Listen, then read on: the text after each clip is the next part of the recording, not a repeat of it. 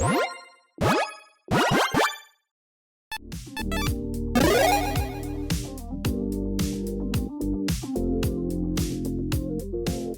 everyone, Mitch coming in for the Chimera's Core Studio. Welcome to the show. So, the leaky ship that is Wizards of the Coast is apparently still leaking, or something. I mean, basically, right, last set for XLB1 had quite a few leaks. I mean, which, kind of went with the oil theme, I guess. But now with Lord of the Rings, not sure how that theme really works with leaking, but yeah, apparently, uncut sheet went out to the wild and just was thrown in a dumpster somewhere and someone got their hands on it. Now, of course, there's slightly a blurry picture here, of course, but those sleuths over at Reddit, of course, are able to figure out, what this says. And yeah, I will warn everyone again, like I have on previous episodes like this. Hey, this might not be legitimate, okay? It does look very legitimate. If I had to guess one way or the other, I say it would be. But yeah, this is definitely a leak. It is not confirmed that I know of, so take all that with a grain of salt. And with the card, well, again, because of that blurry image, and yeah, the actual, picture of it being blurry as well. I use a different, version of the art, actually, that we see in the Lord of the Rings set coming out, apparently. But yeah, here we go. Frodo Sauron's Bane. A massive thank you to MTG.design for existing for this, custom card. Anyways, 1/2 Halfling Citizen that costs a single white mana, so a very low to the ground creature that says pay Orzhov. If Frodo Sauron's Bane is a citizen, which it starts off as one, of course, it becomes a Halfling Scout with base power and toughness, 2/3, and lifelink. And then by paying black, if Frodo is a scout, so yeah, if you make it into a scout, it becomes a Halfling Rogue. So yeah, Frodo's going up in the world apparently. With whenever this creature goes counter to a player, that player loses the game if the ring has tempted you 4 or more times this game. Otherwise, the ring tempts you. So this is a very, very interesting creature. Kind of like, oh gosh, Figure of Destiny. Is that the original kind of one? I think that the Boros creature. Regardless, yeah, you are just starting off as just a simple 1/2. And for 2 mana, I mean, building yourself up to a 2/3 with lifelink, that's not really anything to write home about, but the most important part is, of course, that changes, the Halfling Citizen, Frodo, to a Halfling Scout, which then makes it so that you can activate that last part, which, of course, is huge, because, I mean, I guess for 5 total mana, you are giving Frodo the ability to essentially take players out with 4 hits, and that's actually kind of not even what it is, really, because once you have tempted 4 or more times this game, then you can take out any player with 1 shot, essentially. So this kind of can become like a build your own phage over time. And of course, there are ways to speed this up. A couple of different ways that we can actually speed this up so the ring tempts us more and more and more and more quickly. So yeah, we can ensure that we get to that 4th time so that we can, well, take our opponents out again with just 1 hit. And of course, there are plenty of ways to ensure that we can get our commander through as well. So yeah, definitely a very interesting design. Definitely one that I did not expect to see. Again, that Figure of Destiny type card. And there's some really cool things that we can do with this one. And yeah, like all my other quick takes recently, hey, I'm going to break things down into budget buys that are, cards that are less than $1, cards that are within my budget. And then also pricier picks, cards that are outside of my budget. Both of which, I'm going to have a link to in the description below. So if you are interested in this commander, make sure you check that link out. But again, I need to reiterate this. Hey, again, I mean, obviously this image that you're seeing right now, again, is just, a concept card that, I designed on MTG.design. The actual card that we do see, in that other picture that I showed earlier, very well might be a fake. It very well might be a fake. No idea why it's blurry. It could, it's been taken very quickly. So I'm just running. Oh, no. Hopefully no one sees me do this. But yeah, we do not know if that is real or not. It does seem legitimate. But yeah, again, take it with a grain of salt. And yeah, with all that said, let's jump into it. So, first up with the budget buys, again, cards that are less than $1. Let's start off with Duel's Heritage, Prowler's Helm, and Zephyr Boots. Duel's Heritage is huge with this kind of a commander. This is an amazing card.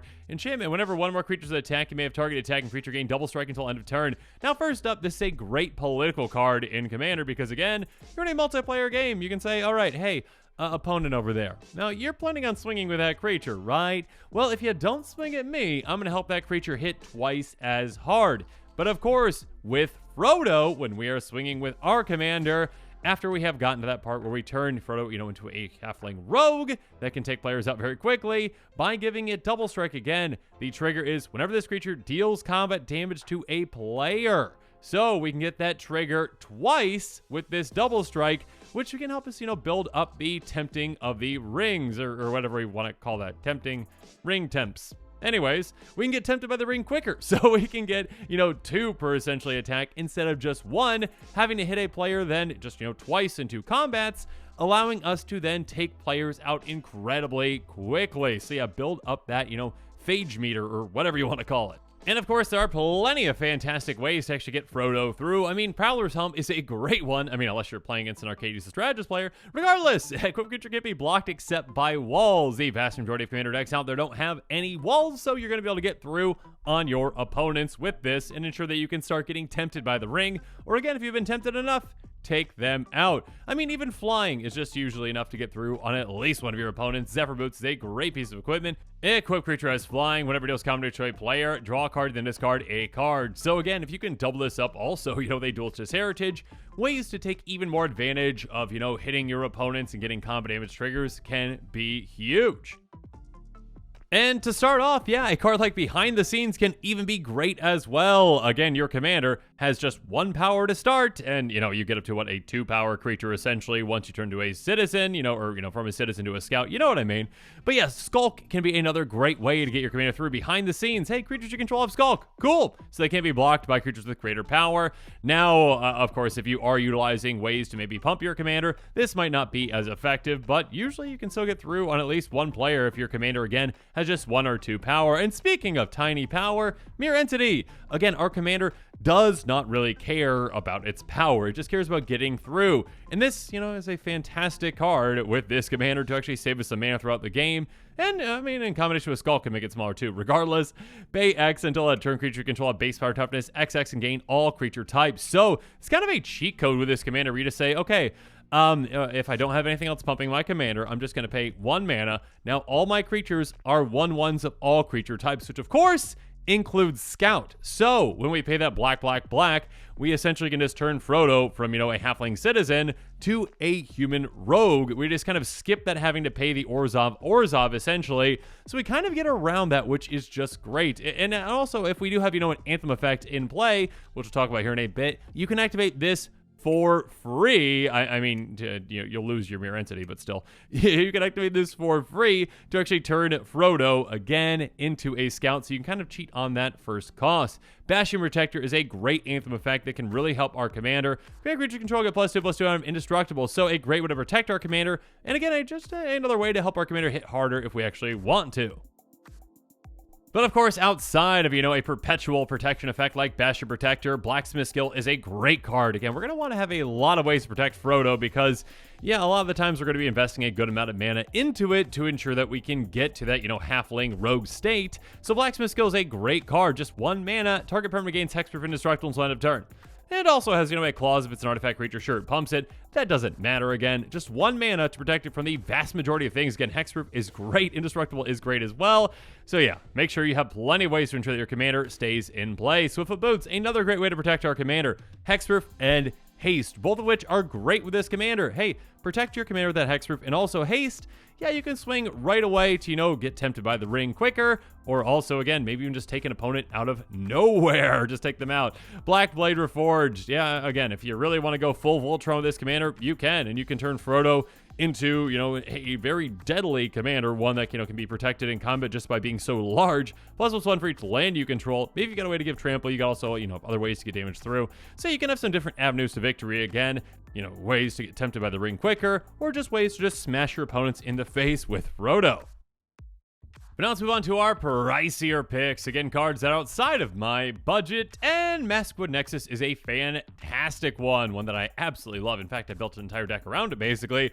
Regardless, creatures you control are every creature type. The same is true for creature spells you control and creature cards you own that are on the battlefield. And we can also use this to make, changelings, which is nice. The most important part, though, is, what? Our commander, again, is just a halfling citizen to start. But then, with this in play, our commander is everything. Our commander is every single creature type, again, including scout. So we can just skip that, first part, again, we can save 2 mana every single time we want to be able to activate that, turning Frodo directly into a halfling rogue with that ability. So yeah, this is another way, to essentially just kind of invest mana up front to ensure that we can save mana in the long run. Whispersoak Cloak, a great card with this commander. Hey, do you want your commander to be able to get through? Absolutely. So let's make it unblockable. And also, do you want to protect your commander? Absolutely. Let's give it Shroud so no one can target it. Speaking of which, Lightning Greaves. Yeah, I mean, just basically another kind of, Swiftfoot Boots, but slightly different. Haste and Shroud. So again, we can't target our commander, but a lot of the times that's not going to matter for us.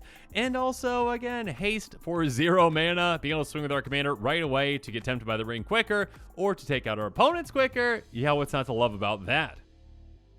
And of course, with a pricier budget, well, we can pick up cards like Darksteel Plate as well. It's indestructible, so it's hard to deal with. And also, it says equipped creature has indestructible, so it can protect our commander and protect itself. So yeah, again, another great way to protect our commander and keep it in play throughout the game to, save on that mana investment.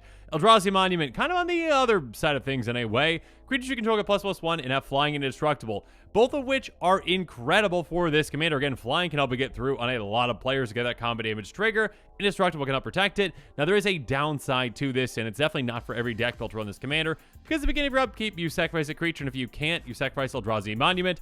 Obviously, you don't want to be sacrificing your commander, but yeah, if you've got, kind of like a split strategy, where maybe you're doing some other things as well, maybe you're making a bunch of tokens, or you've got some creature fodder as well to maybe protect yourself, yeah, this could be a card that could really help you out. Speaking of which, Cover of Darkness. This comes into play, you choose a creature type. Probably going to be choosing Halfling, because that will apply at every stage of, Frodo's illustrious career, as a citizen, apparently, then a scout, then also a rogue. But yeah, Halfling will apply to all of them. And then, therefore, Frodo is going to have Fear, which means it can't be blocked except by artifact creatures and or black creatures, so it can get through in a lot of situations. And when it comes to getting through, we even have a land that can help us out as well. Yeah, Shizo, Death Storehouse, is an incredible card. It's a legendary land that can tap for a black. It's not coming into play tapped. It can tap right away, kind of like a swamp, essentially. But on top of that, pay a black, tap, target legendary creature gains Fear until end of turn. So again, only being able to be blocked by, artifact creatures and or black creatures. So it can get through in a lot of scenarios. And yeah, again, this is not really taking up a slot in your deck. It's just a land. There's a reason why this one's expensive. Black Market. This is a great card with this commander. Whenever a creature dies, put a charge counter on Black Market. Beginning of your pre-combat main phase, add black for a charge counter on Black Market. This counts everyone's creatures, so let's get a ton of counters on it very quickly. And yeah, this can be just a great way to get a ton of mana for, of course, casting more and more spells. But also, yeah, I mean, if we, lose Frodo every now and then, we're going to have extra mana just lying around to, throw into those abilities. It just, 5 free black mana essentially can just get Frodo to that point where, again, it is a halfling rogue and has that deadly effect.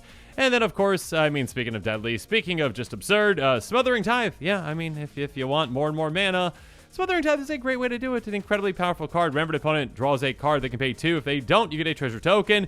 2 is a lot of mana to pay, so you can get a ton of mana with this. And of course, yeah, a lot of decks can utilize Smothering Tithe, but yeah, one that it can be, in a way, a mana-hungry commander like this one, it can definitely utilize a card like this.